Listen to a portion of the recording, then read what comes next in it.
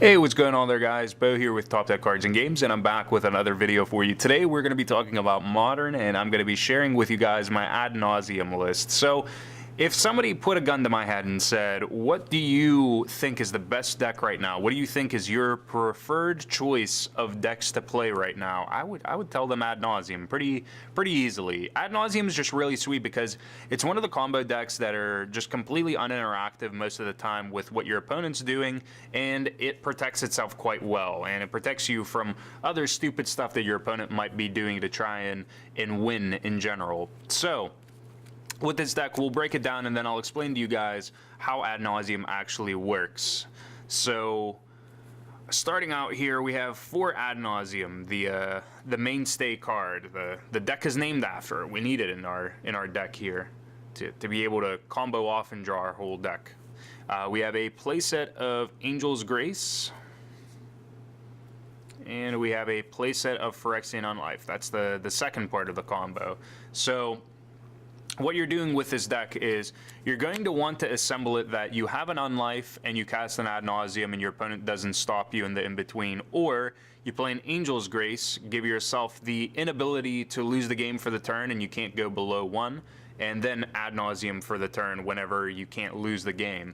So with that, you're going to draw your whole entire deck. Now, with this, we have two ways of approaching the win for our game. The most likely of it is Lightning Storm, but if Lightning Storm fails, we also have Laboratory Maniac. Now, with Lightning Storm, what are we going to do with Lightning Storm? Well, chances are we probably had 6 mana. This deck plays a lot of draw effects and a lot of manipulation in the form of like ramping. So, what we do is, let's hypothetically say we have 6 mana. So we had 6 mana, we cast Angel's Grace, and we cast ad nauseum. We draw our whole deck. We're basically going to tell our opponent, I'm going to draw my whole deck, and you show them your deck, because all of these cards have to be revealed. So you're going to draw all of the cards that are remaining in your deck, and what you're going to do is you're going to reveal to your opponent that you have a Lightning Storm, you have at least 3 Simian Spirit Guides, and a bunch of lands. So that's basically how this is going to work, is that with these Simian Spirit Guides that are now newly found in your hand, you are going to pitch 3 of them, and you're going to have the mana to cast Lightning Storm. Lightning Storm is going to target your opponent, and with that, you are going to start dealing damage to your opponent in the form of your lands being the way to just kill them. Now, this gets a little bit interesting whenever your opponent has a card like Spellskite out there, because they're able to redirect.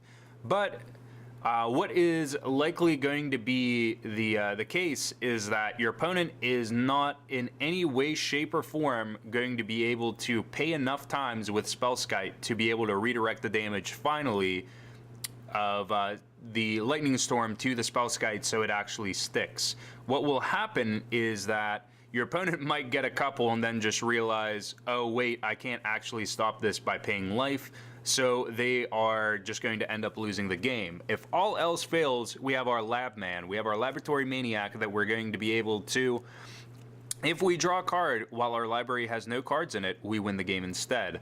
That, combined with some Angel's Graces that we can play either on our opponent's turn, or we can play them on our turn to try and manipulate something so that we don't lose the game before we get our Lab Man off. We have a small window, but a very viable window to be able to just secure the win quite easily for ourselves. So that's kind of the quick rundown. We'll go over it again, but we have 4 Serum Visions here for draw effect. We get to draw and then scry 2. It would be great if we had Preordain, but no such luck for us. We have 4 Sleight of Hand as well.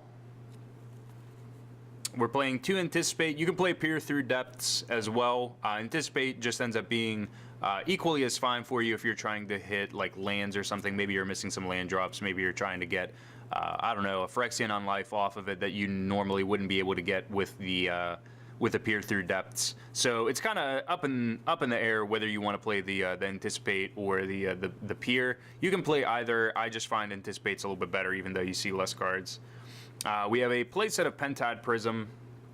Prism is great because on turn 2 it lets us generate essentially 2 more mana for us for the following turn. If our opponent goes to blow it up or something like that, we can anticipate with the mana But Pentap Prism is one of the easiest ways for this deck to just go about having its following turn just be broken.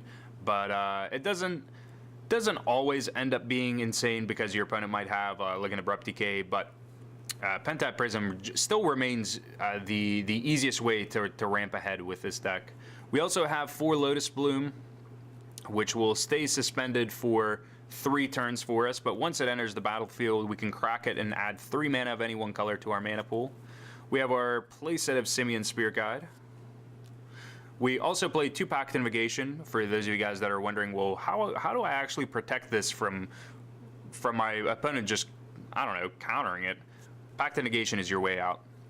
We have 1 Mystical Teachings, so the Mystical Teachings is going to allow you to tutor for one piece or another of the actual combo itself whenever you're trying to set up. Maybe you have the Angel's Grace, maybe you're still just looking for that Nauseum at the end of your opponent's turn. You can Mystical Teachings, and you can find your Ad Nauseum, reveal it, and add it to your hand. It also has a flashback cost as well. If you're playing against some disruption, your opponent has a way to look at your hand and take away some stuff game 1. We have a playset of Temple of Enlightenment and a playset of Temple of Deceit. These lands are pretty crucial for us because we want to use the Scry effect to manipulate the top of our library. We're also playing 2 Flooded Strand and 2 Polluted Delta to be able to fix our land base for us a little bit. It's not the most necessary thing, especially because we have Pentap Prism and Lotus Bloom as pseudo-fixing for us. For our fetchable targets, we have a singleton of Hallowed Fountain, Watery Grave, and Godless Shrine being the least important of the bunch. And we have some basics. We have 1/1/1 for our split for our basic lands, as you guys could assume. We have 1 Urborg, Tomb of Yawgmoth, and 2 Gemstone Mine as well in here. So, to go over it again, basically what we're doing is you want to have enough mana to be able to have like an Unlife on the battlefield already and play an Ad Nauseum. So that would be 8 mana in total that you have to invest across any amount of turns. In the same turn, you would need a Angel's Grace and a Ad Nauseum together to be able to combo off on your opponent. From there, you're going to get your Lightning Storm, you're going to get all of your cards, and you're going to reveal the said revealed cards that should be in your hand, which is going to be the remainder of your deck. You reveal those cards to your opponent so that they have full knowledge of it, because that's the way Ad Nauseum works. And from there, you crack off your Lightning Storm with 3 of your Spirit Guides. And with the Spirit Guides in your exile and the Lightning Storm on the stack, you're going to start pitching off lands so you hit your opponent for lethal with the resolution of a Lightning Storm. If your opponent has a Spellskite, that's okay. They can go with redirecting with Spellskite because you still have more lands in your deck that you are hopefully going to pitch to keep on redirecting the target of Lightning Storm back at your opponent. And from there, you're going to hit them for lethal. If that's not the case, you have Laboratory Maniac. So with Laboratory Maniac, you're going to hopefully resolve this card, have a secure way to protect it, whether that be Pact of Negation or... I guess Pact of Negation is the only real way that we have to protect the Lab Man. But you're going to protect your Lab Man, and you're going to draw for your next turn. Alternatively, the way you can build this deck is that with an effect like Peak or Quicken, something like that, you can try and draw a card during your opponent's turn, like on their upkeep, especially before they draw for their turn, and try to win the game from there. If that doesn't work out for you, it might be a little bit too late, and you might have to go to game 2 and try to win games 2 and 3 against them. But the more you play this deck, the more wise you become about how you need to interact with certain matchups and certain cards that your opponent might be playing, whether that be Path Exile, Lightning Bolt, Lightning Helix effects that could just kill the Lab Man, or cards that could upright just hose through a Lightning Storm game 1 in general. That in mind, we're going to switch over to the sideboard. We'll talk about the sideboard cards that we get to play. That's the kind of the quick rundown of how you want to win with Ad Nauseum. Just assemble the pieces together. Assemble your Ad Nauseum Angel's Grace, or assemble your Phyrexian Unlife and Ad Nauseum. Jar your deck, play your Lightning Storm, or play your Lab Man, and try and draw a card with Lab Man, or just win the game immediately with your Lightning Storm. Now, for the sideboard. The sideboard is... Super different whether you're looking at one player's or another player's. I think the most important card that we have in our sideboard here is Leyline of Sanctity. Whenever you're playing this card, you get to play it against decks like Burn, so you don't lose very quickly against them, but you also get to play this card against decks like Jund, where any deck that's going to play cards like Inquisition or Thoughtseize against you, you get to bring in the Leyline, and those effects are just null and void. You still have to worry about cards that would make each opponent or would make each player discard cards like Liliana, because Liliana doesn't target. It does target with the -2 to force a target opponent to sacrifice a creature, and the ultimate also does target.